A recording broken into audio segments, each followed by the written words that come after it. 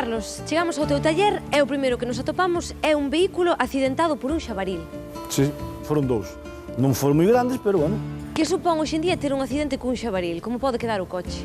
En principio non suelen ter problema. Sustituir pezas e nada máis. A nivel de gastos, hoxe en día as pezas son un pouquiño caras. Este mismo vehículo ten pezas 4.500 euros. É dicir que o gasto total pode ser de...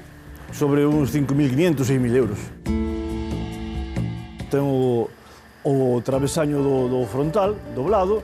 Aquí leva esta peciña que é un radar de anticolisión. Xa só esta peciña, este radar, xa suma 1.500 euros. Despois temos aquí un frente doblado, que hai que colocalo.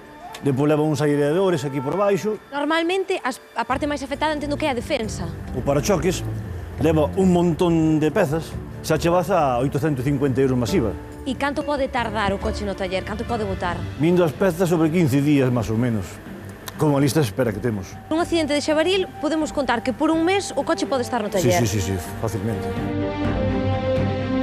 En un mes, Carlos, cantos coches podes chegar a ter no teu taller por mor do xabaril? Poden entrar 5 coches facilmente. Intento esquivar o animal e, con mala suerte, saleus a cartera. E xa ten uns anos o coche e isto xa se vai a pérdida total. Que pasa cos seguros neste tipo de accidentes? Faise unha valoración, se o valor do golpe supera moito o valor da reparación, non se repara o coche, non se chega a reparar. Hoxe en día, un coche que che vaya 1.500 euros, 2.000 euros, se a reparación vale de 4.000, non che van a reparar.